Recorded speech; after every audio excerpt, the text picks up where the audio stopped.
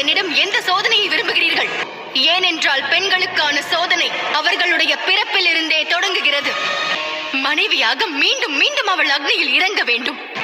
தான் யார் என்ற அடையாளத்தையே துறந்து கணவரின் அடையாளத்தை உயர்த்த பாடுபடுகிறாள். இருந்தும் ஒவ்வொரு முறையும் அந்த சோதனையை ஏன் ஏற்றுக்கொள்கிறாள்? தன் புனித தன்மையை நிரூபிக்க எதற்காக நஞ்சை அவள் அருந்துகின்றாள்? அதை யாரேனும் யோசித்து பார்த்தீர்களா? இத்தனை கொடுமைகளை எதற்காக ஒரு பெண் ஏற்க வேண்டும்? ஒரு தாய் அவள் பிள்ளைகளுக்கு கற்றுத் தருவது ஒன்றுதான். அவர்கள் ஆண் பிள்ளைகளாக இருந்தால் அவர்களின் எண்ணப்படி அவர்கள் மனம் போன போக்கில் நடக்க வேண்டும் என்று சொல்வார்கள்.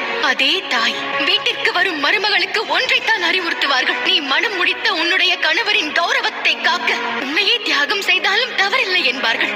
பெண்கள் தான் ஆண்களின் எண்ணத்திற்கு காரணம். அதுதான் அவளுடைய கடமை.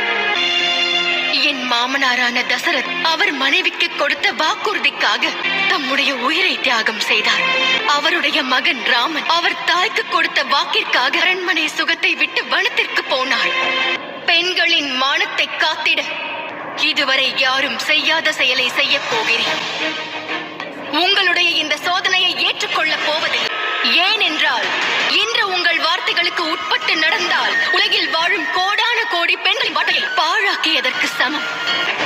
உங்கள் எண்ணம் நிறைவேறாது. என்னை சோதிக்கும் தகுதி உங்களுக்கு கிடையாது. முடிவை அயோத்தியின் மகாராணியாக இருந்து எடுக்கவில்லை. மனைவியாகவும் இல்லை, 2 பிள்ளைகளுக்கு அம்மாவாகவும் இல்லை. நான் இந்த முடிவை ஒரு பெண் என்ற முறையில் தான் எடுத்திருக்கிறேன். நான் சீத்தை, ராமரின் மனைவி, குலத்தின் மருமகள். இயற்கையிடம் கூறுகிறேன், ஒரு நாளும் நான் என் வாழ்நாளில் வணங்கும் என் கணவர் ராமரை தவிர வேறு எந்த ஒரு ஆண் மகனை பற்றியும் சிந்தித்ததில்லை. அவர்களாக கூட முறை தவறி பண்புடைய என்னுடைய ஒழுக்கத்தை நான் இழந்ததில்லை.